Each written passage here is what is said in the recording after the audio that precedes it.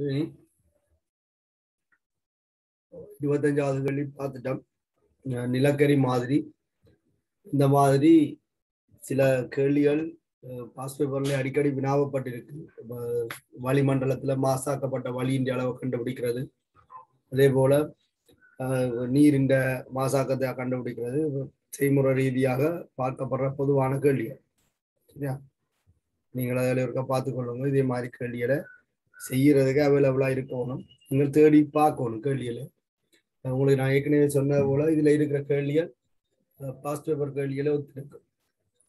நீங்கள் பாஸ்ட் பேப்பருக்கு தேடி பார்த்தீங்கன்னாலும் உங்களுக்கு அநேகமான தீர்வுகள் கிடைக்கும். சரிதானே? 26வது கேள்வி நான் சொன்னா 24வது கேள்வியை போல அந்த கேள்வி விளங்கி இருந்தா இப்ப இந்த கேள்வி நீங்கள் செய்திருக்கலாம். பாருங்க, உப்பு ஒன்றில் உலோக கட்டியனின் ஒட்சியடன் +3 என்று சொல்லி ஒரு உப்பு இருக்கா, அந்த உப்புல உலோக கட்டியன் ஒட்சியடன் வந்து +3, உலோக கட்டியன் ஒட்சியடன் வந்து +3 என்றா அது வந்து 3+ என்ற கட்டியனாக இருக்கு. உப்பு ஒன்றில் உலோக கட்டியன் ஒட்சியேட்டன் +3. அமில ஊடகத்தில் 0.2 மூல் டெசிமீட்டர் -3 செறிவுடைய இவ்வுப்பின் 25 சென்டிமீட்டர் கனம் முற்றாக தாக்கம் புரிவதற்கு 0.1 மூல் Na2SO3 25 சென்டிமீட்டர் கனம் தேவைப்பட்டதுன்னு சொல்லி Na2SO3ல சல்பரின் ஒட்சியேட்டன் வந்து +4. Na2SO3ல சல்பரின் ஒட்சியேட்டன் வந்து +4. அப்ப இங்க சொல்லப்பட்டிருக்கு SO3 2- அயன்கள் SO4 2- அயன்களாக, அதாவது Na2SO3ல இருக்கிற SO3 2- அயன்கள் SO4 2- ஆக ஒட்சியேற்றப்படுகிறது என்று சொல்லி இருக்கு. அப்ப SO3 2- ஒட்சியேற்றம் நடக்குதுன்னு சொன்னால் இந்த உலோக கட்டியல்ல தாழ்த்தல் நடக்க வேண்டும். ஆனால் இது எந்த ஸ்டேஜுக்கு தாழ்த்தப்படுதுன்னு எங்களுக்கு தெரியாது. கேட்டது அதுதான், கட்டியலின் ஒட்சியேற்றம் யாதென்று, இந்த உலோக கட்டியல் ஒட்சியேற்றம் என்னன்னு சொல்லி. அப்ப நான் அயன் தாக்கத்தையே போட்டுக்கொள்றேன் இதுல எளிமைக்காக. Na2SO3 என்று சொல்லியிருக்கேன், SO3 2- எடுத்துக்கொள்றேன். M3+ என்று சொல்லப்படுகின்ற இந்த கட்டியன் SO3 2- தாக்குது. அவ்வளவுதான்.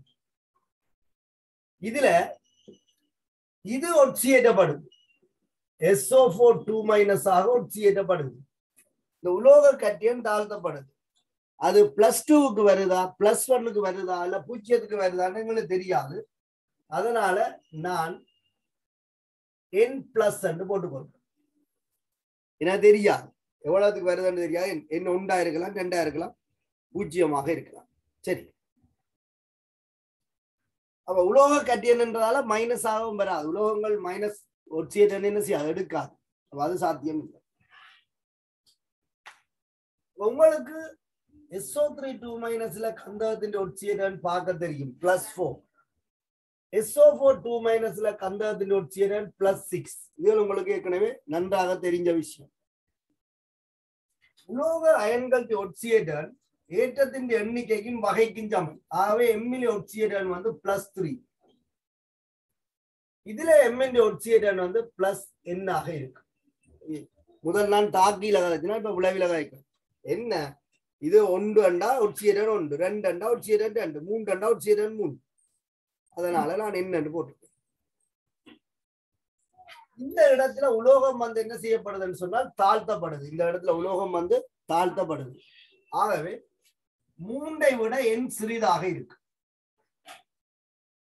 3ஐ விட N வந்து சிறிதாக இருக்கு. சரி, உலோகம் வந்து தாழ்த்தப்படுது. நீங்கள பார்க்கணும், 3ஐ விட N சிறிது. இது ஒட்சியேற்றப்படுது, அப்ப இது தாழ்த்தப்படுது. சல்பர்ல இருக்கிற கந்தகம் ஒட்சியேற்றப்படுது, SO3 2- ஒட்சியேற்றப்படுது. அப்ப நான் உங்களுக்கு என்ன சொன்னேன், ஒட்சியேற்ற தாழ்த்தல் தாக்கத்தில் ஏற்கிற இழக்கிற இலத்திரங்கள் எண்ணிக்கை வந்து இந்த ஒட்சியேற்றங்கள்ட்ட வித்தியாசத்துக்கு சமனாக இருக்கு. இதுல தாழ்த்தல் நடக்கிறதால இங்க உயர் ஒட்சியேற்ற நிலையும் இங்க குறைஞ்ச ஒட்சியேற்ற நிலையும் இருக்கும். அதாவது மூன்றவுடன் சின்னனாக இருக்கு. அப்ப வித்தியாசம் வந்து 3 சய என்னன்னு எடுக்கலாம். நீங்க மாறி போட்டீங்கன்னா மைனஸ்ல வரும், தேவையில்லா பிரச்சனை கொண்டு வரும். சரியா? அவ உயர் ஒட்சியேற்ற நிலையிலிருந்து தாழ் ஒட்சியேற்றில கழிச்சோம்னு சொன்னா நல்லது. அப்ப இவ்வளவு இலத்திரங்களை இது என்ன செய்யும் சொன்னால் இழக்கும். அப்ப எம் பிளஸ் வந்து இழக்கிற இலத்திரங்கள் எண்ணிக்கை, எம் பிளஸ் இழக்கிற இலத்திரங்கள் எண்ணிக்கை வந்து இரண்டு ஒட்சியேற்றங்களையும் வித்தியாசம், அது கூடுனதுல இருந்து குறைஞ்சதை கழிச்சு கொடுக்கும். அப்ப 3 சய எண். இங்க தாழ்த்தல் நடக்கிறதால இந்த இலத்திரங்களை இது என்ன செய்யும்னா ஏற்கும். Reduction is gain. இலத்திரங்களை ஏற்கிறதால தான் தாழ்த்தப்படும். அப்ப இந்த உலோகம் வந்து தாழ்த்தப்படுறதால இது சக 3 சய எண் இலத்திரம்.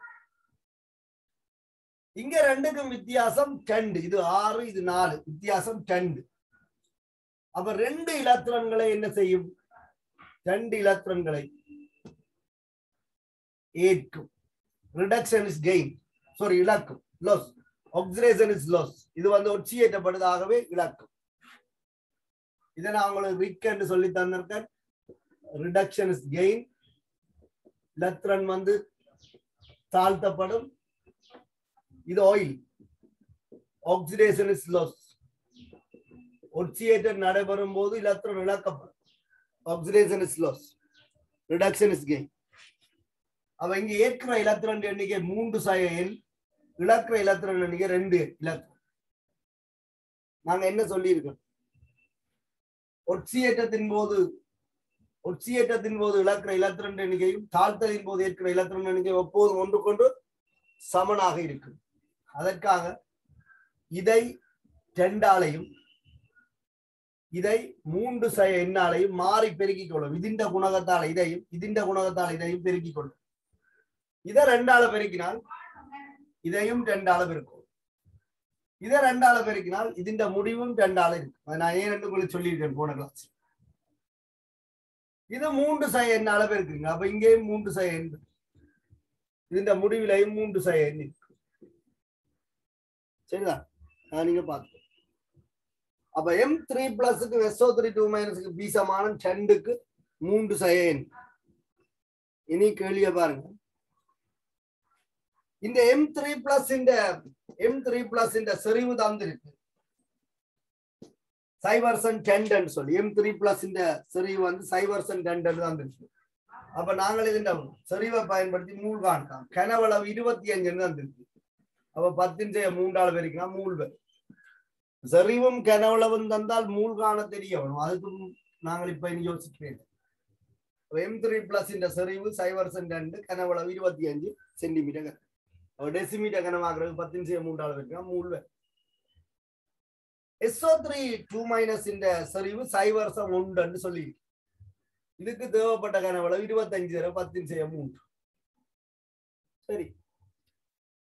பீசமானங்களுக்கு இடையிலான விகிதம் மூல்களுக்கு இடையிலான விகிதத்துக்கு சமனாக இருக்கு. M3 பிளஸ் இந்த பீசமானம் 2, SO3 2 மைனஸ் இந்த பீசமானம் 3 சய எண்.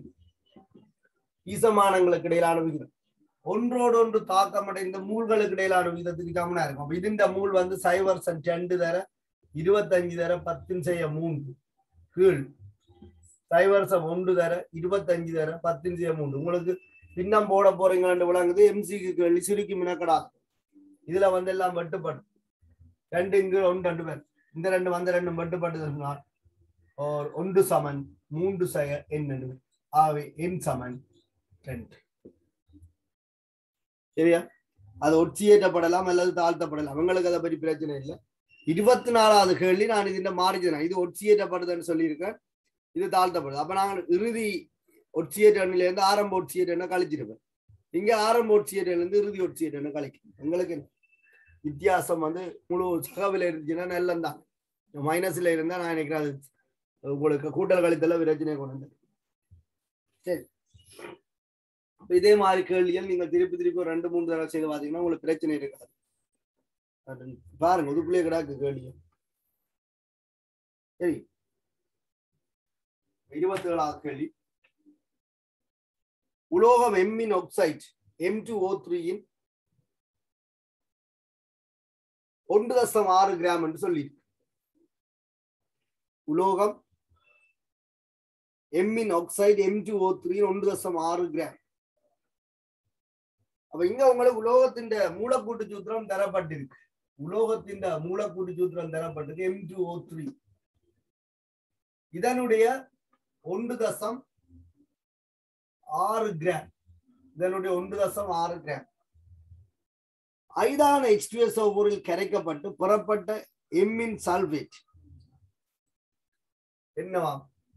இதுக்கு ஐதான H2SO4 சேர்க்கும் போது எம்மின் சல்பேட் வருதாம். இந்த மூலக்கூட்டு சூத்திரத்தில இருந்து நீங்கள் என்னத்தை கண்டுபிடிக்கணும் என்றால் இந்த எம்மின் வலுவளவை கண்டுபிடிக்கணும். எம் வந்து 3+ என்ற வலுவளவிலே இருக்கு. அதனாலதான் M2O3 என்று மூலக்கூட்டு சூத்திரம் இருக்கு. அப்ப இது SO4 ஓட சேரும் போது என்ன மூலக்கூட்டு சூத்திரம் வரும் என்பதை நீங்கள் தீர்மானிக்கணும். உங்களுக்கு தெரிஞ்ச ஒரு சேர்வை இருந்தா பிரச்சனை இல்லை. இது தெரியாத ஒரு மூலக்கூறு அணு. ஆகவே நீங்கள் வலுவளவை கருத்துல கொண்டு அயனை இனங்காணும். அப்ப உங்களுக்கு இதுண்டி ஒரு சல்பேட் என்று சொல்லியிருக்கு. உப்பு ஒன்றில் உலோகம் எம்மின் ஆக்சைடு M2O3 അതിന്റെ 1.6 கிராம் ஐதான H2SO கரைக்கப்பட்டு புறப்பட்ட எம்மின் சல்பேட். அப்ப எம்மின் சல்பேட் சூத்திரம் M2SO4 இதுதான் അതിന്റെ சல்பேட். நீங்க அதை கண்டுபிடிக்க வேணும். இதுல இருந்து வலுவளவு எடுத்து சரியா? അതിന്റെ ഉലർദനിവ് 4 ഗ്രാം. ഇതിന്റെ ഉലർദനിവ് 4 ഗ്രാം. ഉലർദനിവ് 4 ഗ്രാം. എമ്മിൻ തുടർബണത്തിനിവ് യാതെന്ന് കേട്ടു. എമ്മിന്റെ തുടർബണത്തിനിവ് എന്നിട്ട് കേട്ടു. சரியா? இப்ப நீங்கள் இப்படி கேள்வியை நிறைய பார்த்துருக்கீங்க. இதுவரைக்கும் நீங்க கேள்வி பார்த்து இது நீங்க என்ன மாதிரி இதுவரைக்கும் செய்தீங்கன்னு எனக்கு தெரியாது. இப்படியான கேள்விகளை அணுகிறதுக்கு எனக்கு தெரிஞ்ச ஒரு இலகுவான பீசமான வீதம் மூல்வியத்துக்கு பீசமான வீதம் மூல்வியத்துக்கு சமம். முதல்ல இந்த தாக்கத்தை நீங்கள் என்ன செய்யணும்னா சமப்படுத்தணும்.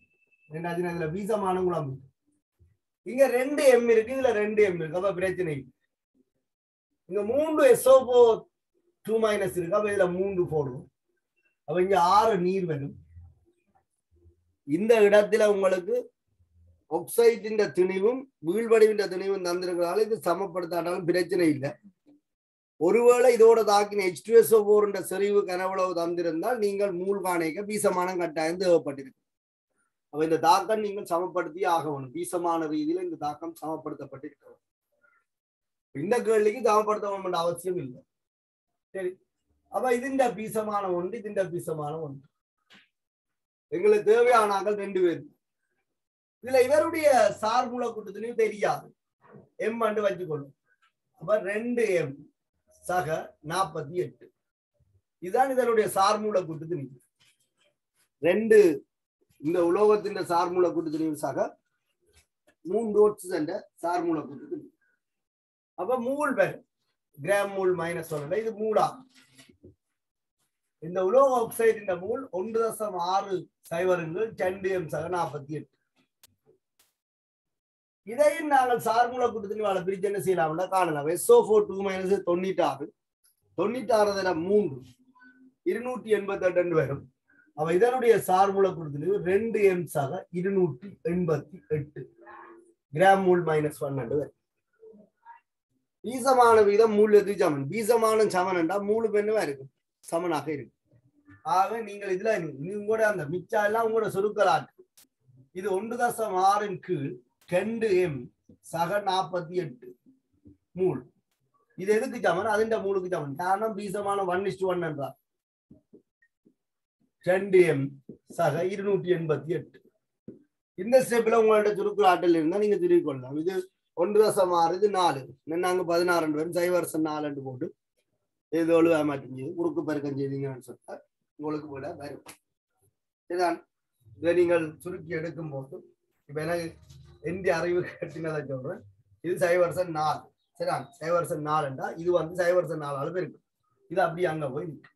அப்ப பெருக்கினீங்க உங்களுக்கு 2 m சக 48 சமன். இது அங்க அப்படிதான் 2 m சக 48 சமன் 0.4 தான் பெருக்கு. இப்ப 0.4 2 m சக 288 சுருக்கி எடுக்க 2 m சக 48 0.8 அதாவது 115.2 வரும். அப்ப இதுல இருந்து கழிச்சு விட்டீங்கன்னா 1.2 m சமன் 67.2 அமையும். m வந்து 67.2 1.2 இது சமன் 56. எம்மின் சாரண துணி வந்து 56. இதே மாதிரி முன்னுக்கு கொஞ்சம் கேள்வி செய்திருக்கு. அந்த கல்சியம் கார்பனேட் துணி வேண்ட கேட்டகரி கிட்டத்தட்ட இப்படித்தான்.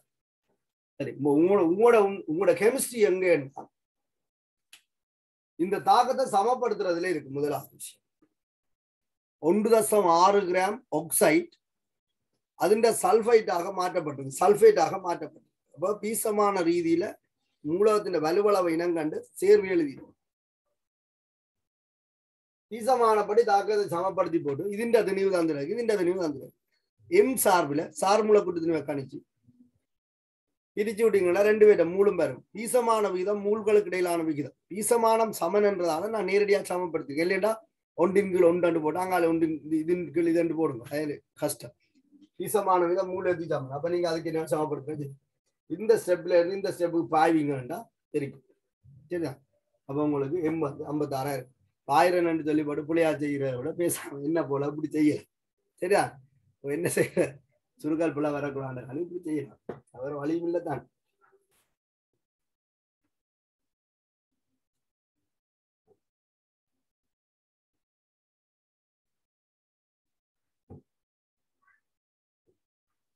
இதுல 3 H2O. சாரி, நான் மாறி போட்டு 6 ஹைட்ரஜன் தானே இருக்கு. 3 H2O.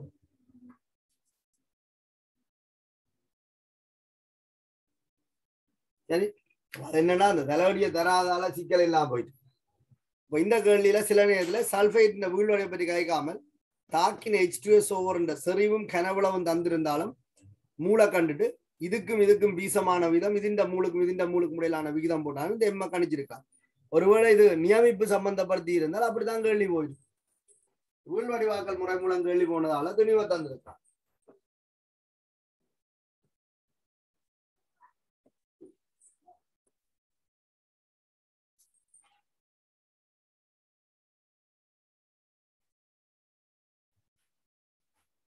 அடுத்த கேள்வியும் பாருங்க.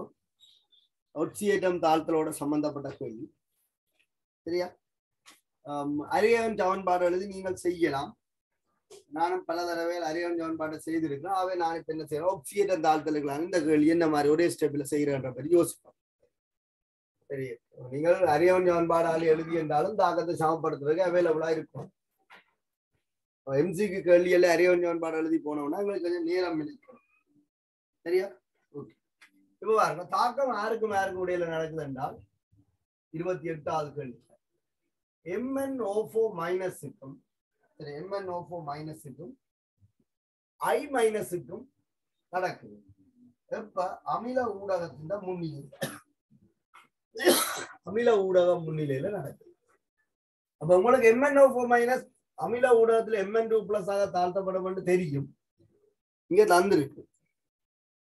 அதனால பொதுவாக I- ஒட்சியேற்றப்பட்டால் I2 தான் வரும். MnO4 மைனஸுக்கும் I மைனஸுக்கும் தாக்கம் நான் பி பிளாக்ல படிப்பிச்சிருப்பேன்.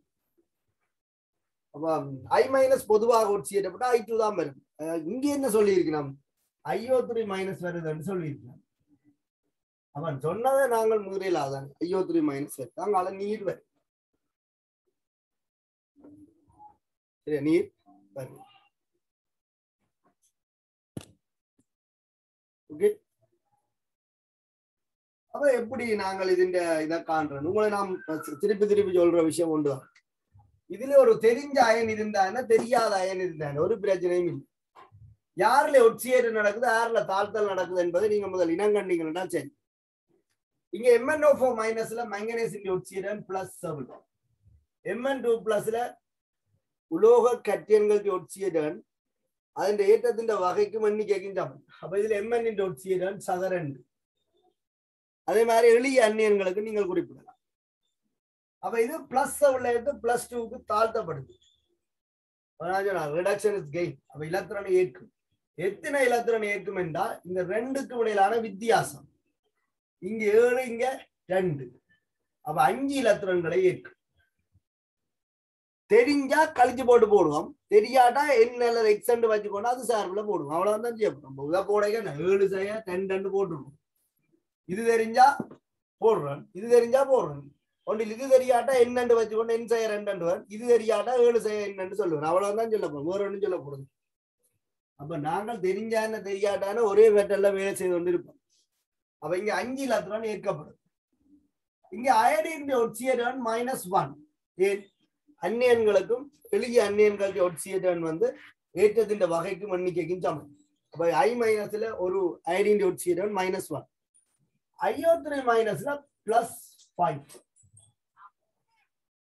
சரி, IO3 மைனஸ்ல +5. அப்ப வித்தியாசம் என்று பார்க்க சில இடத்துல உங்களை குழப்பலாம். வித்தியாசம் என்று பார்க்க உங்களை குழப்பலாம். விரல்ல வச்சுதான் என்ன வண்டி வரும் சில நேரத்தில். இது 0. அயடின் -1 இருக்கு.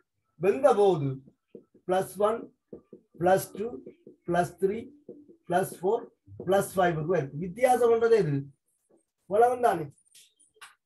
அப்ப எத்தனை ஒரு இலத்திரனாக்க ஒரு ஒட்சியரன் கூடு. அப்ப இதுல இருந்து ஒடுக்கு வரைக்கும் 1 வரும். இஞ்சா 5 இன்னும் 5 வரும். அப்ப மொத்தம் எத்தனை இலத்திரன் இழக்கும்?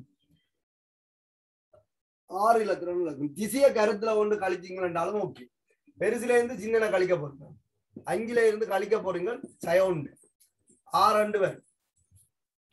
அதனால சொல்றேன் இலத்திரன் எண்ணிக்கான 2 ஒட்சியர்களுக்கு இடையிலான வித்தியாசம். பெருசுல இருந்து சின்ன கழிக்க. இங்க இது மைனஸ் இன்டு மைனஸ் பிளஸ். அப்ப 6 வரும். அது உங்களுக்கு கஷ்டமா இருந்தால் நான் போட்ட மாதிரி இதுல போட்டு பாருங்க. இதுக்கு வேற 1 இலத்திரன், இதுக்கு வேற 2 இலத்திரன், 3 இலத்திரன், 4 இலத்திரன், 5 இலத்திரன், 6 இலத்திரன். அப்ப 6 இலத்திரன் இது என்ன செய்ய முடியாது? இழக்க வேண்டும். இது 6 இலத்திரன்களை இழக்க வேண்டும். ஏன்? ஆக்சிடேஷன் நடக்குது. Oxidation is loss. ஆக்சிடேஷத்தின் போது இலத்திரங்கள் இழக்கப்படும். Oxidation is loss. சரியா? என்ன சொல்றோம்? இழக்கிற இலத்திரன் எண்ணிக்கையும் ஏற்கிற இலத்திரன் எண்ணிக்கையும் சமனாக இருக்கக்கூடிய விகிதத்தில தாக்கிகள் சேர்ந்து கொள்ளும். அப்ப இலத்திரனை பொமசிக்கு சமப்படுத்துறதுக்காண்டி இதுண்ட குணகத்தால் இதையும் இதுண்ட குணகத்தால் இதையும் பெருக்கிக் கொள்ளும். அது தெரிஞ்ச கணியம் இருந்தா தெரிஞ்ச கணியத்தை போடுவோம். தெரியாத கணியம் இருந்தா எக்ஸார்ல கணிப்போம். 5 இதுண்ட குணகம் 5. அப்ப 5 ஆகும். அப்ப இது என்ன செய்யும்? 5 போடுவோம். அப்ப இதுல என்ன செய்யும்? 5 போடுவோம். இது எத்தனை ஆள் பெருக்கணும்? இதுண்ட குணகத்தால் பெருக்கும். அப்ப உங்களுக்கு சமனா வரும் தானே 6. அப்ப இதுல 6 இதுல 6. இந்த 2 சந்தர்ப்பத்தையும் பயன்படுத்தி ஒட்சியேற்றத்துக்கும் தாழ்த்தலுக்கும் இடையிலான பீசமான விதத்தை நீங்க காணலாம். ஒட்சியேற்றி தாழ்த்திக்கு இடையிலான பீசமான விதத்தை காணலாம். இதுல உங்களோட கேள்வி வந்து MnO4 மைனஸுக்கும் I மைனஸுக்கும் கேட்டிருக்கு. ஆகவே 6க்கு 5 என்று வந்துடும். இதுல நீங்கள் தாக்க சமன்பாட்டை சமப்படுத்தலாம். எப்படின்னு சொன்னால் அடுத்து நீங்க பார்க்க வேண்டியது கண்டறிதல் முறைக்குனாலதான் சமப்படுத்துறது. இதுக்கு அங்காலும் உங்களை ஒட்சியேற்ற தாழ்த்தல வச்சு சமப்படுத்தலாம். முதல்ல ஒட்சியேற்ற தாழ்த்தல் முறையில சமப்படுத்தி போட்டு கண்டறிதல் முறையை பயன்படுத்தணும். அப்ப கண்டறிதல் முறையில நீங்கள் சமப்படுத்த என்ன செய்யணும்னா நீ ஒட்சிஜனை சமப்படுத்த முயற்சிக்கணும். தாக்கில இருக்கிற ஒட்சிஜனையும் விளைவில இருக்கிற ஒட்சிஜனையும் சமப்படுத்தணும். இங்க 24 ஒட்சிஜன் இருக்கு, அங்க 15 ஒட்சிஜன் இருக்கு. சரிதா? அப்ப மிச்ச ஒட்சிஜன் எங்க இருந்து வரணும்னா நீரில இருந்து வரணும். அப்ப விளைவிலையும் 24 ஒட்சிஜன் வரணும் என்று சொன்னால் 9 நீர் போட வேணும். நீரை போட்டு ஒட்சிஜனை சமப்படுத்தி போட்டுதான் H+ சமப்படுத்தணும். மாற்றி சமப்படுத்திடலாம். ஏன்னா நீரை போடவே ஐதரசனும் சேர்ந்துதான் வரப்போகுது. அங்க 18 ஐதரசன் இருக்கு. இங்க வேற எங்கேயாவது ஐதரசன் இருக்குன்னு பார்த்துட்டு இல்லை என்றால் அந்த 18 இதுல இருந்து வரும். சரி, அப்ப இவ்வளவுதான் உங்களோட முழு அயன் சமன்பாடா வரும். அப்ப இது ஒரே இடத்துல வச்சு நாங்கள் என்ன செய்யலாம்? கடை செய்யலாம். ஒரு 2-3 தடவை நீங்க திருப்பி திருப்பி ஒரே சேர்வைக்கு எழுதினீங்கன்னா அந்த டைமிங் குறைஞ்சு கொண்டு வரது உங்களால உணர முடியும். சரி, அப்ப உங்களுக்கு MnO4 மைனஸுக்கும் I மைனஸுக்கும் வீசமான முறை வேணாலும் 6க்கு 1 6க்கு 5 ரெண்டாவது விட இருக்கு. 6க்கு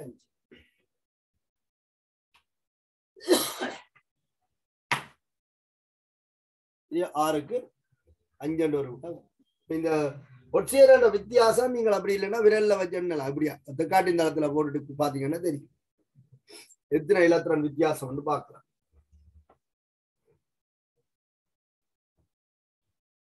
நீங்கள் எம்சிக்கு கேள்வி ஸ்ட்ரக்சர் கேள்வி எல்லாம் தாக்கத்தை ஜாமப்படுத்துறாங்க. இந்த மெத்தடை கையாளுறதான் உங்களுக்கு நேரத்தை சுருக்கி தரும். அறிவன் ஜாமன்பாடு எழுதி தாக்கம் ஜாமப்படுத்தினா கடைசியா தாக்கத்தை ஜாமப்படுத்தி போட்டு மிச்ச கேள்வியை செய்ய கஷ்டப்படும். நீங்கள் பழக்கப்படும், அனுபவத்தால இதை நீங்க வளர்த்து கொள்ளும். அடுத்த 29வது கேள்வி, புதிதாக கண்டறியப்பட்ட ஒரு சேர்வையானது 87.5% நைதரசனையும் 12.5% ஐதரசனையும் கொண்டிருக்கு. உங்களுக்கு என்ன அனுபவ சூத்திரம் காண்ற கேள்விகள் பரிச்சயமான கேள்வி. நைதரசனுக்கு ஐதரசன், இங்க நைதரசன் சதவீதம் வந்து திணிவு சதவீதம் தரப்பட்டிருக்கு. திணிவு சதவீதம், திணிவும் நேரடியாக தரப்படலாம், ஏன்னா விகிதம் வந்து மாறாது. திணிவு சதவீதங்களுக்கு இடையிலான விகிதமும் திணிவுகளுக்கு இடையிலான விகிதமும் மாறாது. அப்ப இங்க 4 என்றால் நைதரசன் 87.5 என்றால் நைதரசனையும் ஐதரசனையும் மட்டும் கொண்டிருக்கால இது 12.5 தான் இருக்கு. சில நேரத்துல முதலே சொல்லலாம் நைதரசனும் ஐதரசனும் மட்டும் உண்டு சொல்லிட்டு ஒரு ஆளுடைய திணிவு சதவீதம் தரப்படலாம். நாங்கள் 100ல இருந்து கழிச்சு மற்றவற்றை காணப்படும்.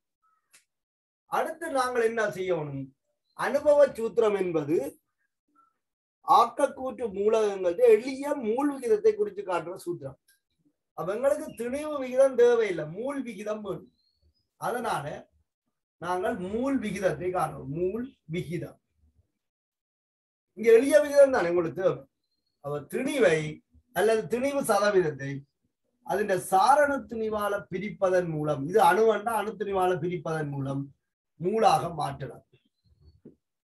இப்ப 87.5 14 12.5 இது அப்படியே என்ன செய்ய போகுது 12.5 வரப்போகுது. இதை சுருக்கும் போது 6.25 வரும். சரிதான், 6.25 12.5 என்பது எளிய விகிதம் அல்ல. சரியா, எளிய விகிதம் அல்ல. இத 6 இத 13 அன்னளவாக்கம் செய்ய முடியாது இந்த இடத்துல. சரியா, கணித ரீதியாக சில நேரத்தில் சரியாக இருந்தாலும் ஒரு அனுபவ சூத்திரம் என்று சொல்லி நாங்கள் மூல் விகிதத்தை குறிப்பிட சந்தர்ப்பத்தில் இது பொருத்தப்பாடற்றது. அதாவது என்ன சொல்லப்படுதுன்னு சொன்னால், இந்த மூல்களுக்கு இடையிலான விகிதம் நாங்கள் கணிக்கும் போது இந்த மூல்களுக்கு இடையிலான விகிதம் சரியா 0.2, அதாவது முன்னுக்கு ஒரு பெருமானம் இருக்குன்னா முன்னுக்கு சம்திங் ஏதோ ஒரு பெருமானத்தோட 0.2 அதை விட பெரிதாக இருந்தால் நீங்கள் என்ன செய்யலாம், கிட்டிய பெருமானத்துக்கு அன்னளவாக்கம் செய்யலாம். உதாரணத்துக்கு இது எடுத்துக்கணும், இதை நீங்க 6 அன்னளவாக்கம் செய்ய முடியாது. 6.25 அன்னளவாக 6 அன்னளவாக்கம் செய்ய கூடாது. சரியா, அடுத்தது இங்கால 12.8 விட குறைவாக இருந்தால், அதாவது 0.2க்கும் முன்னுக்கு என்ன பெருமானம் இருக்காம எக்ஸ் போட்டுக்கணும், x.2 விட பெரிதாகவும் x.8 விட சிறிதாகவும் ஒரு வேல்யூ உங்களுக்கு வருதுன்னா, தசம் வருதுன்னு சொன்னால், சரியா, ஒரு தசம் அதுக்குள்ள வருதுன்னு சொன்னால் இதை நீங்கள் கிட்டிய பெருமானத்துக்கு அன்னளவாக்கம் செய்யலாம். இத எக்ஸ் இதை x+1 எடுக்கிறாது. உங்களுக்கு எக்ஸ் சொல்ல சில குழப்பமா இருக்கும். எண் பெருமானத்தை போகணும் 2.2 விட பெரிதாகவும் 2.8 விட சிறிதாகவும் ஒரு வேல்யூ உங்களுக்கு கிடைக்குதுன்னு சொன்னால், இதுக்குள்ள ஒரு வேல்யூ கிடைக்குதுன்னு சொன்னால் இதை நீங்கள் 2 இதை 3 எடுக்க கூடாது. இது என்ன செய்யணும்னு சொன்னால் மல்டிப்ளை பண்ணி கிட்டிய ஒரு முழு எண்ணுக்கு நெருக்கமாக கொண்டு வர வேண்டும். அதாவது 1.5 வருதுன்னா இதுல 2.5 வருதுன்னு வைங்க, இதுக்கு 2.5 வருதுன்னு வைங்க, இதை நீங்கள் ஒட்டு மொத்தத்தையும் 2 வரைக்கும் 5க்கு கொண்டு வர வேண்டும். ஒருவேளை 2.33 வந்தால் 3 வரைக்கும் கிட்டிய முழு எண்ணுக்கு கொண்டு வரணும். இதுதான் இந்த அனுபவ சூத்திரத்துல நாங்கள் சொல்ல வேண்டிய ஒரு விஷயம்.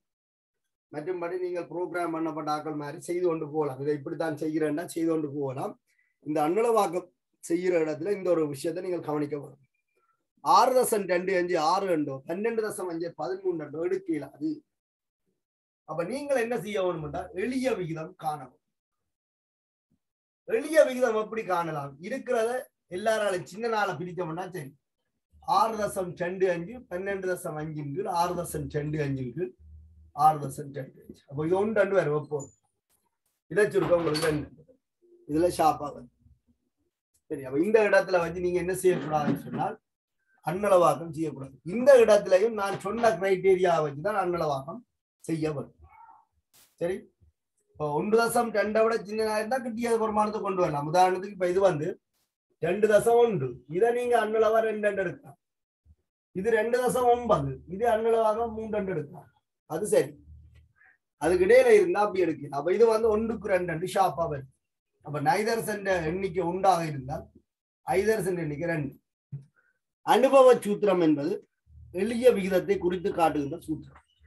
ஆகவே அனுபவ சூத்திரம் நாங்கள் NH2 எழுதி கொள்ளலாம். 1 போட்டு காட்ட வேண்டிய அவசியம் இல்லை. NH2 போடலாம். சரியா? ஒருவேளை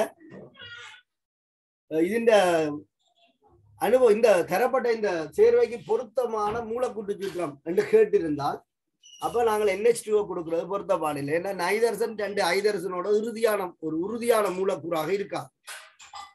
அப்ப அந்த இடத்துல நாங்கள் சஜஸ்ட் பண்ணக்கூடிய ஒரு விடை, இதுக்கு மேலே ஒரு தரவும் தெரியல.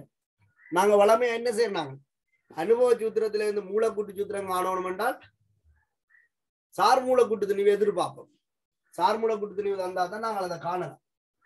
ஆனா இவ்வளவுதோட தரவு முடிஞ்சுது. இந்த கேள்வியிலேயே கேள்வி ஒரு மூலக்கூறு யாதென்று கேட்டிருந்தால் NH2 என்ற விடை இருந்தாலும் நீங்கள் போடக்கூடாது. காரணம் மூலக்கூறாக இது இருக்காது. இது ஒரு எளிய விகிதம். அப்ப மூலக்கூறு யார் உறுதியா இருக்குமெண்டா இதே பேட்டர்ன்ல இருக்கிற மூலக்கூறு யார் என்றால் ஹைட்ரசீன் N2H4. இதை ஹைட்ரசீன் என்று சொல்லுவாங்க. ஐதரசீன் என்று தமிழ்ல சொல்லுவாங்க. ஹைட்ரசீன் சரியா? ஹைட்ரசீன் என்று சொல்றோம். ஆர்கானிக் படித்தாங்களுக்கு ஹைட்ரசீன். ஐதரசீன் என்று தமிழ்ல சொல்லுவோம். இது உறுதியானது. ஆனா இந்த கேள்வியில அது கேட்கல, அனுபவ சூத்திரம் தானே கேட்டிருக்கு. ஆகவே நாங்கள் விடியே NH2 கொடுத்துக் கொள்ளலாம். மூலக்கூறு என்று கேட்டுட்டு தரவு மூலக்கூறு சூத்திரம் தராட்டா N2H4 கொடுக்கணும். ஏன்னா இதுக்கு தான் அனுபவ சூத்திரம் இப்படி இருக்கு.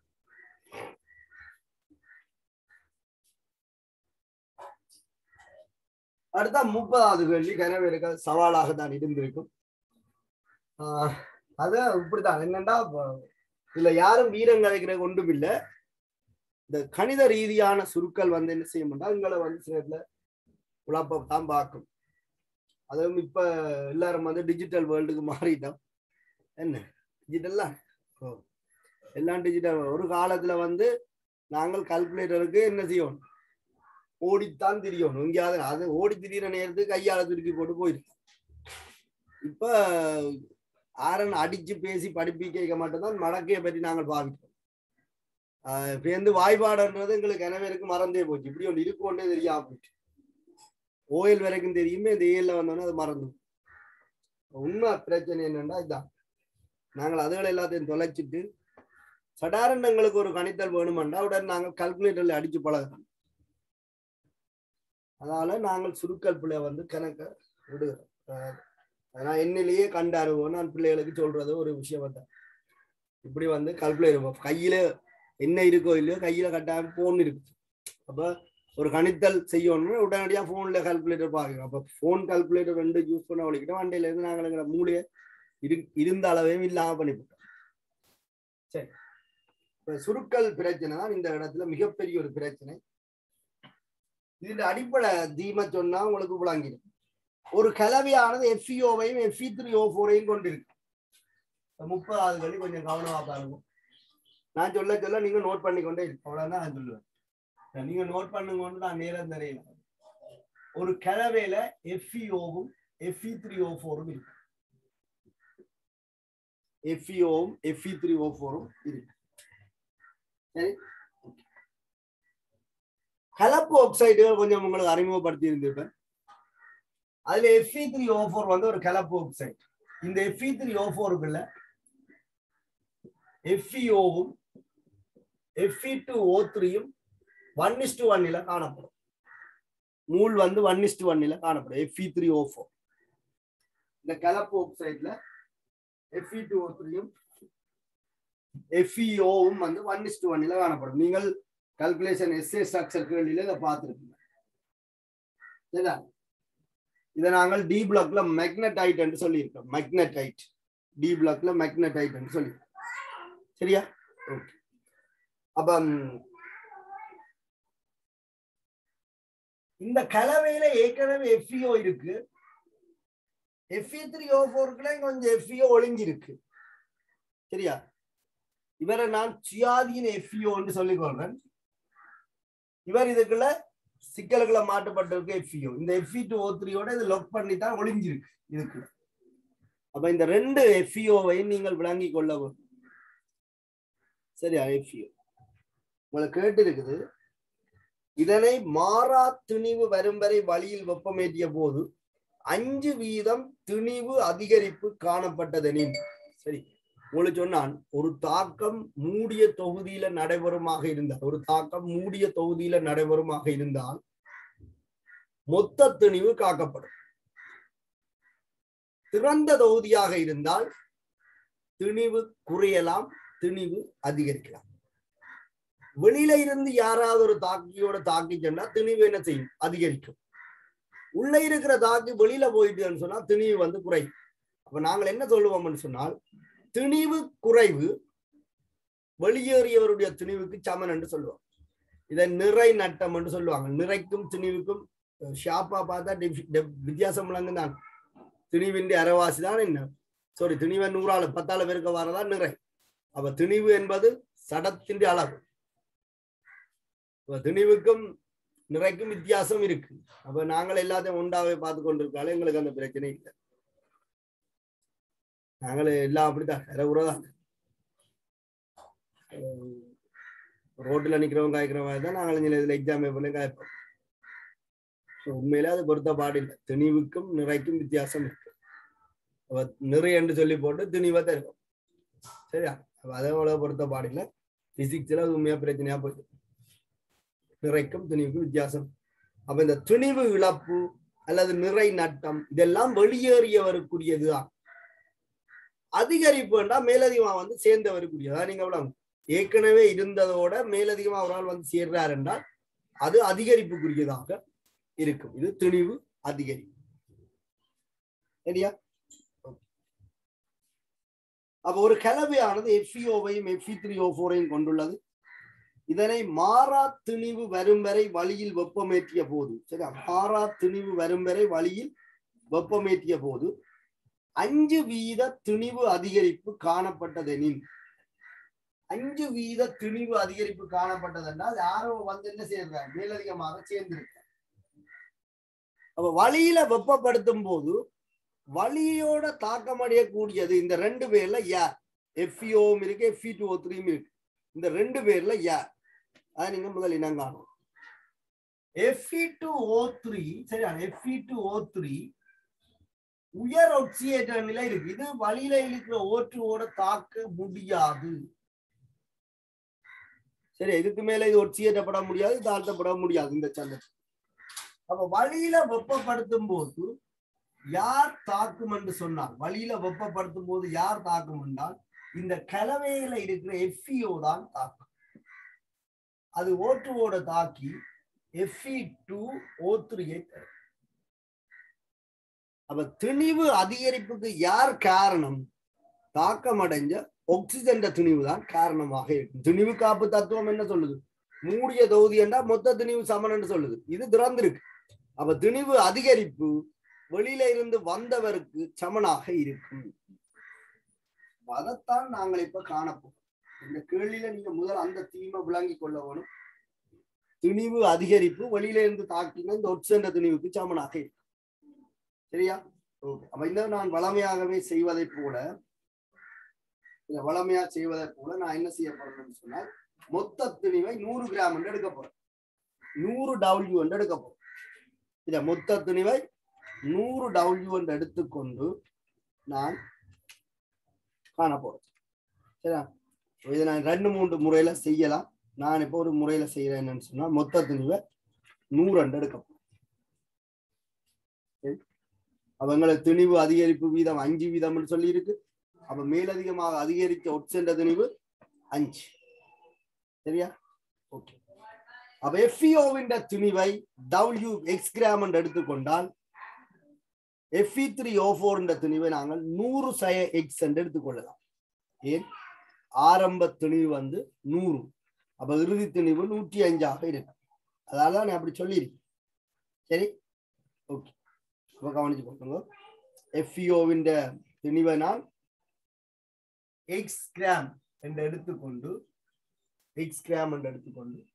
அப்ப மிச்சம் Fe3O4 திணிவை 100 x கிராம் என்று ஆரம்ப திணிவை 100 கிராமாக கருது. ஏன்னா 100 வீதத்துல கதைச்சிருக்கிறதால நான் அப்படி சொல்றேன். 1 கிராம் என்று கதைச்சால் ஒரு பிரச்சனையும் இல்லை. இங்க x என்று வரும், 1 x என்று வரும். மொத்த திணிவு 1 கிராமின் மேல் குறித்த பதார்த்தத்தின் திணிவு என்று போட்டு வீதம் காணும். இப்ப நான் மொத்த திணிவை 100 என்று எடுத்துக்கிறேன். அவ்வளவுதான் செய்யும். இந்த FeOவின் மூல் இந்த FeOவின் மூல் சக இதுல இருந்து வந்த FeOவின் மூலாக இருக்கு. ஏன்? இங்க FeOவிலே மூல் இருக்கு, Fe3O4 கொஞ்சம் FeO இருக்கு. அப்ப நான் இப்ப FeOவின் திணிவு x கிராம் என்று சொல்லியிருக்கு. மொத்த திணிவை 100 என்று எடுத்திருக்கு. அப்ப Fe3O4 திணிவு 100 x. அப்ப நான் இதுண்ட சார் மூல கூட்டு திணிவு 72 பிரித்தால் இந்த FeOவின் மூல காணலாம். அதாவது கலவையில சுயாதீனமாக இருக்கிற FeOவின் மூல காணலாம். கலவையில சுயாதீனமாக இருக்கிற FeOவின் மூல x × 72. Fe3O4 சார் மூல கூட்டு திணிவு 232 கிராம் மூல் -1. அப்ப Fe3O4 மூல என்ன? 100 x × 232. இது பீசமான 1:1 FeOவையும் Fe2O3 என்றார். அப்ப இதுல இருந்து வந்த FeOவின் மூல் 100 x × 232. 100 x × 232. இதே அளவு இதுலயும் வரும். சரிதான்? Fe2O3 வரும்.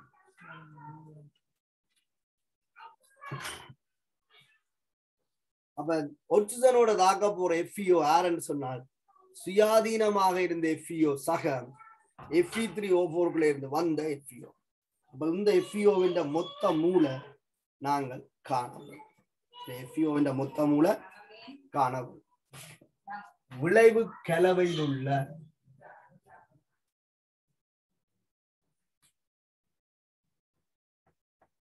கலவைக்கு பிரச்சனை இருந்தது. விளைவு கலவையில் உள்ள FeOவின் மொத்த மூல் எதுக்கு சமன்? சுயாதீனமாக இருந்த FeOவின் மூலோட Fe3O4 ஒளிஞ்சிருந்த FeOவின் மூல கூட்டுறதுக்கு சமனாக இருக்கு.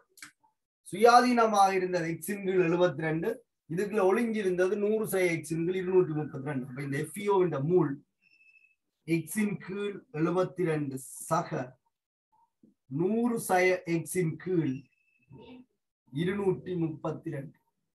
இவ்வளவுதான் இந்த கலவைக்கு இருக்கிற மொத்த FeOவின் மூல். இப்ப FeOவுக்கும் O2க்கும் தாக்கம் எழுதுறீங்களே, Fe2O3 விளைவா பீசமானபடி தாக்கத்தை என்ன செய்யணும்? சமப்படுத்த வரும். ஒரு ஒட்சிஜன் பூச்சி ஒட்சியேற்ற நிலையிலிருந்து -2க்கு தாழ்த்தப்படுது. அப்ப 2 இலத்திரனை ஏற்கும். இதுல 2 ஒட்சிஜன் இருக்கு. அப்ப 4 இலத்திரனை ஏற்கும். Fe இருக்கிற Fe2+, Fe2O3 3+. அப்ப இது ஒரு இலத்திரனை இழக்கும். இது 4 இலத்திரனை ஏற்கும். இது ஒரு இலத்திரனை இழக்கும். ஆகவே 4 FeO இந்த இடத்துல தாக்கும். 4 Fe2+ 4 இலத்திரனை இழந்து 4 Fe2+ 3+ வரும். இது 1. இல்ல 2 Fe2O3. சரியா? தாக்கம் ஞாபகப்பட்டு FeOவுக்கும் O2க்கும் தாக்கம் போட்டு முதல்ல சமப்படுத்தப்படும். இந்த கேள்வியின சுருக்கல் பிரச்சனையை தவிர வேறு ஒரு பிரச்சனையும் இல்லை. ஆரம்ப கலவை என்ற திணிவு சதவீதத்துல குறிப்பிட்டிருக்கிறதால நான் 100 எடுத்திருக்கிறேன். அதுல FeO என்ற துணிவு X என்ற எடுத்துக்கணும், Fe3O4 என்ற துணிவு 100x. சரியா? அப்ப FeO என்ற மூல சார் மூலக்கூறு துணிவால பிரிச்சு காண்றோம், Fe3O4 என்ற மூலையும் சார் மூலக்கூறு துணிவால பிரிச்சு காண்றோம். இங்க Fe3O4க்கு கொஞ்சம் FeO இருக்கு, 1:1 Fe2O3 இருக்கு. பீசமான 1:1 என்பதால FeO என்ற மூலம் 100x 232. அப்ப இந்த கலவைக்கு இருக்கிற மொத்த FeO என்பது இந்த ரெண்டின்றையும் கூட்டுத்தொகைக்கு சமன். அதான் எழுதி எப்பொழுது அதை இங்க எழுதியிருக்கு. FeOவுக்கும் O2க்குமான தாக்கத்துல தான் இந்த ஆக்சிஜன் மேலதிகமா வந்து சேருது. அப்ப திணிவு அதிகரிப்புக்கு யார் காரணம் என்றால் இந்த ஆக்சிஜன் திணிவு தான் காரணம். இந்த தாக்கத்துல மேலதிகமாக சேர்றவர் இவர்தான் இந்த திணிவு அதிகரிப்புக்கு காரணம். சரியா? அப்ப நாங்கள் இப்ப என்ன காணணும்? O2 மூல் காணணும். பீசமான வீதம் மூல் வீதத்துக்கு சமன். அப்ப O2 மூல் இந்த FeO மூல் 4 ஒரு பங்கு, பீசமான 4க்கு 1. அப்ப O2 மூல் இதுண்ட மூலின் 4 ஒரு பங்கு, பீசமான வீதம் மூல் வீதம் பின்னத்துல போட்டீங்கன்னாலும் வரும். அப்ப 1/4 முழுவதன் x/72 சக 100x/232. இந்த பெருமானங்கள் எல்லாம் தவிர்க்க முடியாது. ஏன்னா இந்த சார் மூலக்கூட்டத்திலும் அப்படித்தானே இருக்கு, அவக்கோட தான் வேணும், வேறு ஒன்று. எங்களுக்கு என்ன வேணும்? ஆக்சிஜன் திணிவு வேணும். மூல சார் மூலக்கூட்டத்தினால பெருக்கினா திணிவு வரும். என்ன தந்திருக்கு? 5% திணிவு அதிகரிப்பு ஏற்பட்டதுன்னு சொல்லியிருக்கு. அப்ப திணிவு அதிகரிப்புக்கு காரணமான ஒரு ஆக்சிஜன். அப்ப ஆக்சிஜன் திணிவு அதிகரிப்பு தான் திணிவு அதிகரிப்பு. அப்ப மொத்த திணிவின் மேல் ஆக்சிஜன் திணிவு 100 திணிவு அதிகரிப்பு தான் 5% சமனாக இருக்கு.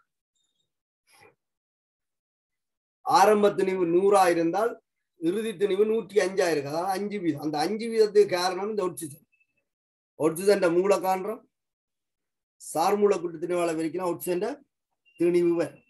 இதுல இருந்து நாங்கள் ஆக்சிஜன் திணிவை காணலாம்.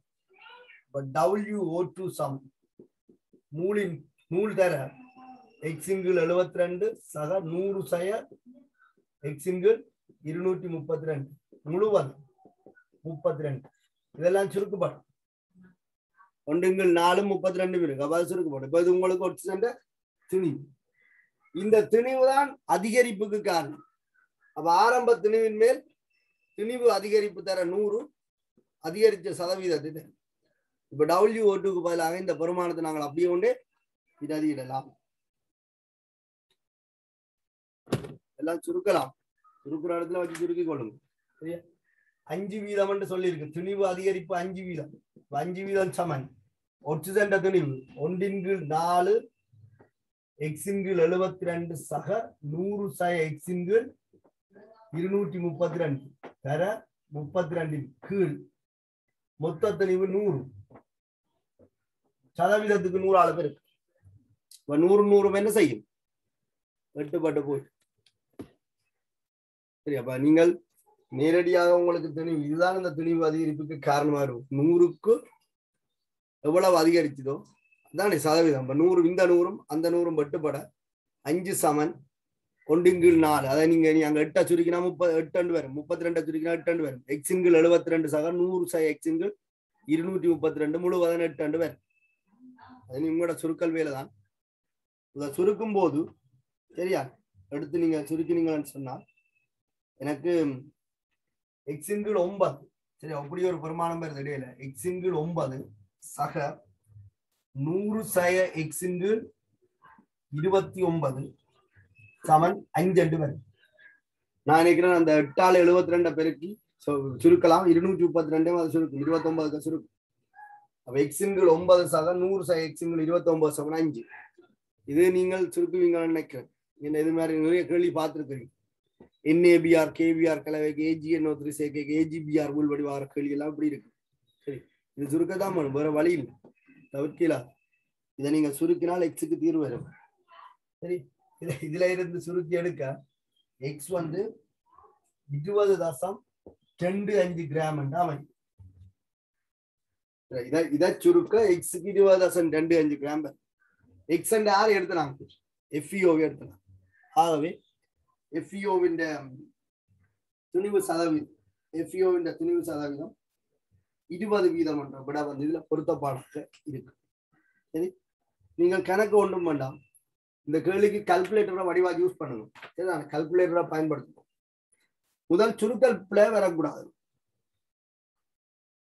கெமிஸ்ட்ரி உலகா விடுறதுக்கு சுருக்கல் பிழையும் ஒரு காரணம். கால்குலேஷன் கணவருக்கு வறுக்கிறதுக்கு கெமிஸ்ட்ரி காரணம் இல்லை, சுருக்கல் தான் காரணம். நாங்கள் சுருக்கல் பிழையை விட்டுட்டு கெமிஸ்ட்ரியில வருத்துறோம். இந்த கணித்தல்கள் எல்லாம் செய்ய செய்ய செய்ய சுருக்கல் வந்து தலைவலியா இருக்கு. சரியா, நான் கால்குலேட்டர்ல அடிச்சு செய்து வச்ச வருமானத்தை போடைக்கு எனக்கு தடுமாட்டம் இருக்கு. அப்ப ஃபர்ஸ்ட் டைம் நாங்கள் கையால சுருக்கித்தான் இதெல்லாம் கொண்டு வரோம்னா எங்களுக்கு விளங்காது. இது நீங்கள் தர்க்க ரீதியாக சுருக்கலாம். ஒரு 12ஆம் பாடுபட்டு பாடமாக்கி வச்சிருந்தா சுருக்கல் பிரச்சனை வராது. கணவருக்கு பிரச்சனை இந்த இடத்துல பிரச்சனை வரும். இது ஒரு கலப்பு ஆக்சைடு என்று தெரியும். இந்த கலப்பு ஆக்சைடுக்கு எஃப்இஓவும் Fe2O3 இருக்குன்னு தெரியும். ஒரு ஆளுடைய இதுல நீங்க 1 கிராம் எடுத்திருந்தால் இது எக்ஸ் கிராம் எடுத்து 1x எடுத்திருக்கு, ஒரு பிரச்சனையும் இல்லை. அப்படியே எல்லாம் 100 இருக்கிற இடத்துல 1 இருக்கும். இதுல ஒன்று வந்து 100 இருக்கிற இடத்துல 1 போட்டீங்கன்னா பேந்தாங்க 100 ஆள் இருக்கு, 100 மிஞ்சு எல்லாம் 1 தான்.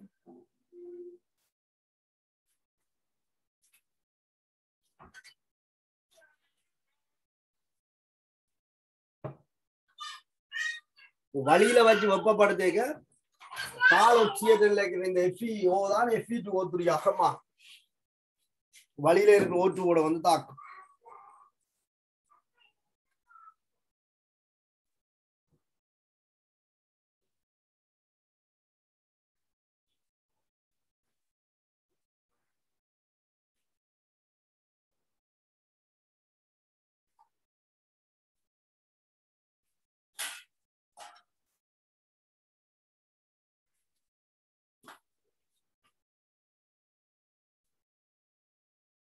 O2வின் துணிவு அதிகரிப்பு 5 கிராம் எடுக்கிற இடம் தான் இந்த இடம். மொத்த துணிவை 100 கிராம் கருதினதால 100ன் மேல் O2வின் துணிவு தர 100 பாருங்க. O2வின் துணிவு அதிகரிப்பு 5 கிராம்.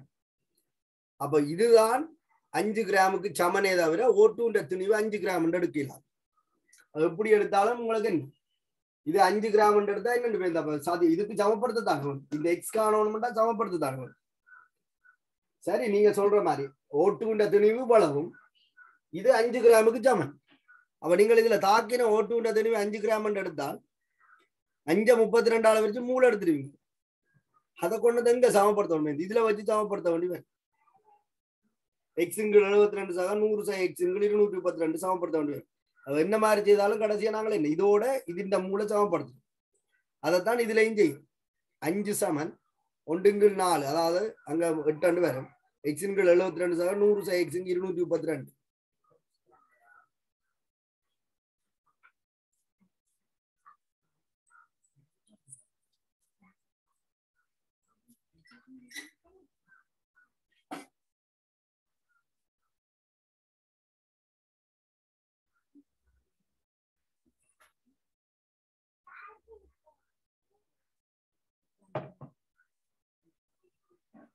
சரி, பழிக்கிறேன்.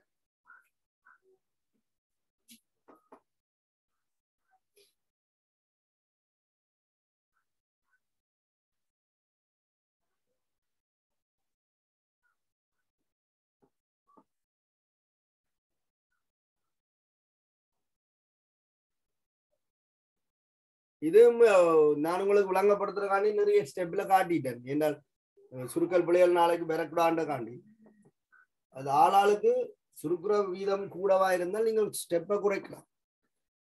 மனதில் வச்சுக்கொண்டு கேன ஸ்டெப் எடுக்கலாம்.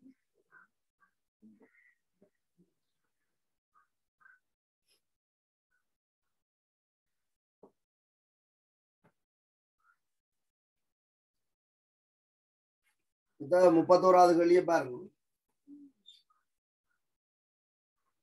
வாயுநிலை ஹைட்ரோ கார்பன் சொல்லி இருக்கு. வாயுநிலை ஹைட்ரோ கார்பனானது தகனத்தின் மூலம் 0.72 கிராம் நீராவியையும் 3.08 கிராம் கார்பனீர் ஆக்சைடையும் தருகின்றதனை ஹைட்ரோ கார்பனின் மூலக்கூட்டு சூத்திரம் என்று கேட்டு. மூலக்கூட்டு சூத்திரம் அனுபவ சூத்திரம் இந்த ரெண்டையும் நீங்க கொஞ்சம் கவனமா பார்க்கணும். அனுபவ சூத்திரம் என்பது மூலக்கூட்டு சூத்திரத்தின் எளிய வடிவம். அனுபவ சூத்திரம் மூலக்கூட்டு சூத்திரமாகவும் அமையலாம். ஒரு ஹைட்ரோ கார்பனால் CxHy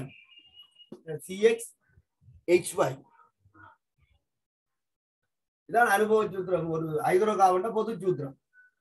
எத்தனை கார்பன் இருக்கணும் தெரியும், எத்தனை ஹைட்ரஜன் இருக்கணும் தெரியும். ஆனால் இந்த சேர்வையில இருக்கிற கார்பன் O2ஓட தகனம் அடைஞ்சால் கார்பனீர் ஆக்சைடு வாயுவை தரும். இந்த வந்த கார்பனீர் ஆக்சைடு திணிவு சொல்லப்பட்டிருக்குது 3.08 கிராம் என்று சொல்லி. வந்த கார்பனீர் ஆக்சைடு திணிவு 3.08 கிராம் என்று வந்திருக்கு. அதே மாதிரி இதுல ஹைட்ரஜன் இருக்கு. ஹைட்ரஜன் O2ஓட தகனம் அடைஞ்சால் H2O சரிதான். இப்ப சில பேருக்கு குழப்பமா இருக்கும் என்பதால நான் இங்க 2 போடல, இதுல அரை போடுறேன். சரிதான், இதுல அரைய போடுறேன், சமப்படுத்துறேன், அரை போட்டு கொடுக்குறேன். இதை வேணும்னா நீங்க 4 போடணும், இது 1:4 போட்டு கொடுப்பேன். அது பெரிய பிரச்சனை இல்லை. இந்த ஹைட்ரஜன் தான் இந்த காட்டன். ഇതിന്റെ തുണിവ് തന്നിരിക്കണം 0.72 gram சொல்லி. வந்த CO2ன்றதனையும் வந்த நீரின்றதனையும் தெரியும். கார்பன் தகனம் அடைஞ்சு CO2 தரும், ஹைட்ரஜன் தகனம் அடைஞ்சு நீரை தரும். நாங்கள் கார்பனீர் ஆக்சைடு மூளை காண இந்த இடத்துல கார்பனீர் ஆக்சைடு மூளை காணலாம். 3.08 44 பிரிச்சோம்னு சொன்னால் கார்பனீர் ஆக்சைடு மூல்வர் இது 0.07 மூல். அப்ப இந்த ஹைட்ரோ கார்பன்ல இருக்கிற கார்பன் மூல் 0.07 மூல். கார்பனீர் ஆக்சைடு மூலும் கார்பன் மூலும் 1:1. ஆகவே கார்பன் மூல் 0.07 மூல். சரி, அதே போல நீரின் திணிவு தெரியும். நாங்கள் நீரின் திணிவை வச்சுக்கொண்டு நீரின் மூல் காணலாம். சரிதா, நீரின் மூல் கணிக்கும் போது எங்களுக்கு 0.04 மூல் வருது. 0.04 மூல் வருது. இது நீரின் மூல். ஒரு நீர் மூலக்குள்ள 2 ஹைட்ரஜன் இருக்கு. இங்க அரை ஒன்று சொல்றேன். பீசமான வீதம் மூல் வீதத்துக்கு சமம். ഇതിന്റെ பீசமானம் 1க்கு அரையண்டா 2க்கு 1 சொல்லலாம். அப்ப ஹைட்ரஜன் மூல் 0.08 மூல். சரி, இந்த தரப்பட்ட இந்த சேர்வையில கார்பனுக்கும் ஹைட்ரஜனுக்கும் இடையிலான மூல்களுக்கு இடையிலான விகிதம் 0.7க்கு 0.8. அனுபவ சூத்திரம் நாளைக்கு என்ன செய்யறீங்க? ஆக்கக்கூட்டு மூலகங்கள்கிட்ட மூல்களுக்கு இடையிலான எளிய விகிதம் தான் அனுபவ சூத்திரம் என்று சொல்றீங்க. அப்ப மூல் விகிதம் மூல் 0.07, ഇതിന്റെ 0.08. அனுபவ சூத்திரம் என்பது என்ன? மூல்களுக்கு இடையிலான எளிய விகிதம். அதாவது கார்பன் மூலுக்கும் ஹைட்ரஜன் மூலுக்கும் இடையிலான எளிய விகிதத்தை குறித்து காட்டுகிற சூத்திரம் தான் அனுபவ சூத்திரம். Carbon mole 0.07 மூல் 0.07 மூல். அது CO2 வந்தது, അതിന്റെ திணிவு தந்ததுக்கு காணிச்சிருக்கு 0.07 மூல். ஹைட்ரஜன் மூல் 0.08 மூல். அவ எளிய விகிதம் 7க்கு 8. 7க்கு 8. அவ கார்பன் 7 என்றால் ஹைட்ரஜன் 8. ஆகவே C7H8 என்பது மூலக்கூட்டு சூத்திரம் என்று நான் சொல்ல வரையில அனுபவ சூத்திரம். சரிதா, இங்க இது தவிர வேற ஒரு விடை பொருத்தமானதாக இல்லை. இப்ப C14 H26 அப்படி என்ற ஒரு விடைகள் இல்லை. ஆகவே நாங்கள் குழம்ப வேண்டிய அவசியம் இல்லை. கார்பன் சாரணத்துக்கு எண்ணிக்கை 7, ஹைட்ரஜன் எண்ணிக்கை 8 விடை எடுத்துக்கொள்ளலாம். சரியா, இந்த மாதிரி கேள்விகள் இருக்கு. என்னன்னு செய்யறா, தகனத்துல வார CO2 மூல் கார்பன் மூலுக்கு 1:1 என்றாலும் சமனாயிருக்கு. ஐதரசன் மூல் வந்து நீர்ல இருக்கிற மூலோடு எப்படி தொடர்பட்டு சில பேர் H2 என்று எழுதலாம். ஐதரசனுக்கு தகனம் H2 என்று எழுதலாம். அப்ப 1:1 எழுதுவாங்க. இப்ப நீரின் மூல் காணிக்க 0.04 என்று சொல்லுவாங்க. ஐதரசன் மூல் 0.04 சொல்லுவாங்க. இதுல ஐதரசன் அணுவம் இருக்கு இல்ல, மூலக்கூறு இருக்கு. இங்க அணு இல்ல குறிப்பிட்டிருக்க. அப்ப குழப்பம் வரும். அதனாலதான் நான் என்ன செய்யறேன்னா அணுவையே நேரடியா எடுத்து இப்படி எழுதி போட்டு சமப்படுத்தி இருக்கலாம். நான் H2 H எழுதி O2 போட்டு சமப்படுத்தி இருக்கலாம். H2 இங்க 2 போட்டுக்கலாம். இது சில பேர குழப்பம் என்னன்னா இதுல 2 ஐதரசன் இருக்கு, இதுல 1 போடுறோம், ஆகவே இதுண்ட அரைவாசி போடணும் சில பேர் நினைப்பு. அந்த குழப்பங்களுக்காக தான் நான் இங்கே அறைய போட்டிருக்கேன். அப்ப இங்கே இருந்து ஐதரசன் அணுமூல் காணைகள் இது 2 மடங்காக இது இருக்கு. அப்ப நீ அனுபவ சூத்திரம் காண கேள்வியில இதைத்தானே காண்றீங்க, துணிவு வீதத்துல இதைத்தானே காண்றீங்க. எளிய வீதம் கூட காவலுக்கு ஐதரசன் 7-8 என்ற எளிய வீதமாக இருக்கு. இதோட எளிய வீதத்துல வராத. அதை மற்றது இதுக்கு இந்த மடங்கிலே ஒரு விடையும் இல்லை. அப்ப எளிய வீதம் வந்து அனுபவ சூத்திரமாக இருக்கும். அனுபவ சூத்திரம் மூலக்கூட்டு சூத்திரமாக இருக்கலாம். சார் மூலக்கூட்டு துணி வராத அலங்களால் சொல்லலாம். சரியா? அப்ப அனுபவ சூத்திர கேள்விகளை கொஞ்சம் இங்க செய்து பார்க்க வரும். அடுத்த 2 நாளும் நாங்கள் அந்த மிச்சத்தையும் செய்வோம். சரியா? அங்கால இருக்கிறதையும் செய்வோம். இன்றைக்குல நாளைக்கு திங்கட்கிழமை நாளைக்கு உங்களுக்கு எக்ஸாம். சரியா? ஓகே. அப்ப நான் இதோட நிறைவு செய்து கொள்றேன். உங்களுக்கு யாருக்காவது ஏதாவது இதுல டவுட் இருந்து நான் கதைச்சது விளங்கையில எழுதினதை பார்க்கையில யாராவது சிக்கல் இருந்தால் நான் அழிச்சு கொண்டு போனேன். என்னன்னு சொன்னால் எழுத விட்டுட்டு பார்த்து கொண்டு நிற்கிறாரு. நீங்கள் நான் சொல்ல எழுதியிருக்கணும். எனக்கு மெசேஜ் பண்ணுங்க, நான் உங்களுக்கு ஏதாவது உதவி செய்யல் செய்யறேன். சரியா? ஓகே.